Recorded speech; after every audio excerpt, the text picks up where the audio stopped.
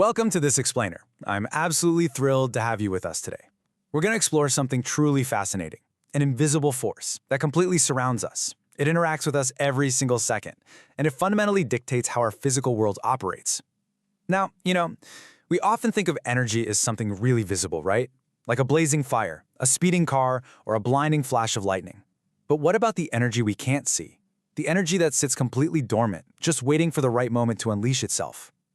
Well, that's exactly what we're going to unpack today. So think about this. Where does energy hide when an object is perfectly still? I want you to look at your immediate surroundings right now. Maybe there's a coffee cup resting precariously on the edge of your desk, just waiting to be spilled. Or maybe you're looking at a really heavy book sitting high up on a shelf, hovering right above your toes. Nothing is moving, right? Nothing is making a sound. It feels like a state of zero energy. But what if I told you that those dormant objects are actually secretly brimming with stored power? Okay, let's dive into this. Section 1. The hidden energy, defining the invisible. All right, so the foundational scientific definition of potential energy is the energy present in a body by virtue of its position or its configuration. Let's actually slow down for just a second here, because those last two words are absolutely critical. Position and configuration. These are the two primary pillars of potential energy. It basically means an object doesn't actually need to be speeding down a highway to have energy. It simply needs to be located in a specific place or formed in a specific shape to hold on to that incredible hidden power. To really wrap our heads around this, we can look at it through two distinct paths. First up is energy from configuration, which is all about the physical makeup and shape of an object.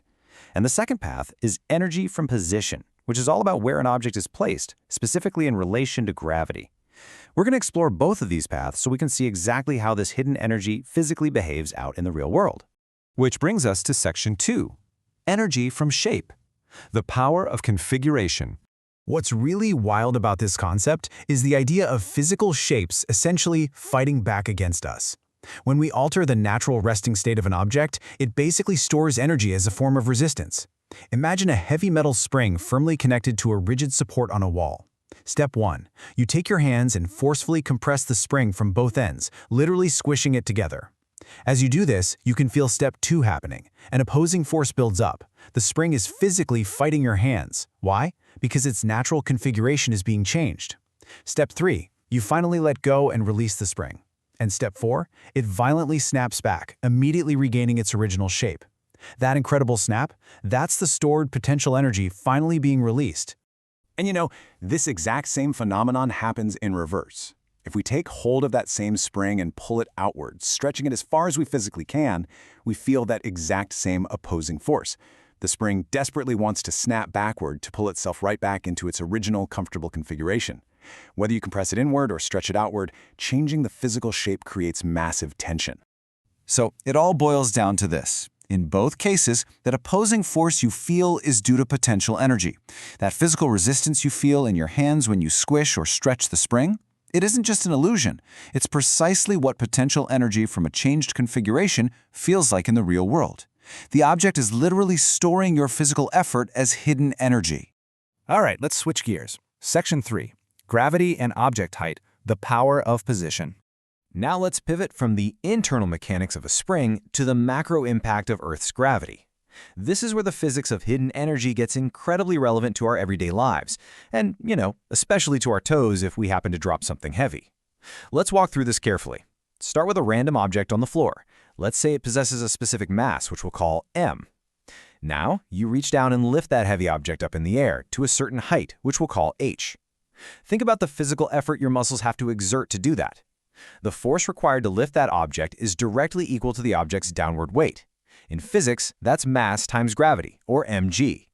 You're literally battling the Earth's downward gravitational pull just to raise that object up. So here's the crucial takeaway. Fighting that downward pull of gravity to raise the object's height requires actual physical work to be done. And under the strict rules of physics, when work is done on an object, that effort doesn't just vanish into thin air. No way. It gets transferred directly into the object itself. The work you did lifting it directly causes the object to gain stored energy. Because this specific type of energy is strictly created by the Earth's unrelenting pull on the object's new, elevated position, it earns a highly specific scientific title. We call it gravitational potential energy. Basically, the higher you raise the object, the harder gravity wants to pull it back down to the ground. That suspended state, that height, is literally a battery of hidden, stored energy just waiting to drop. Section 4. The mathematics of energy, calculating the invisible. Now, what's really interesting about this next part is how we turn this physical action into math. We know what it feels like to lift an object, and we totally get the concept of stored energy now. But how do we actually measure that invisible power? Let's build the equation piece by piece. First, let the total work done equal W.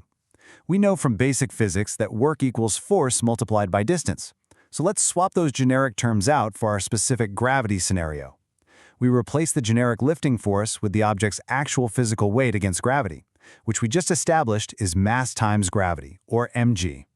Then we multiply that by the vertical distance we lifted it, the height, or h. And that beautifully simple logic leaves us with this absolutely massive foundational formula. W equals mgh. Work done, or the total hidden energy stored in the object, equals its mass times the force of gravity times its height. This brilliant equation shows us exactly how gravity's immense impact on an object's height entirely dictates its power. If you increase the mass, or crucially, if you increase the height, you directly increase the amount of invisible energy hiding inside that object. So, I want to leave you with this final challenge. Look around your room right now. Applying that math you just learned, which objects currently possess gravitational potential energy, simply based on their height? Is it that bookshelf holding heavy textbooks? The ceiling fan spinning above your head? Maybe a picture frame hung on the wall? Gravity is constantly pulling on all of them, and their height is keeping that energy perfectly stored. The physical world is entirely alive with hidden power, even when it's standing perfectly still. Thank you so much for joining me to explore this incredible concept today. Keep looking closely at the world around you, and I'll catch you next time.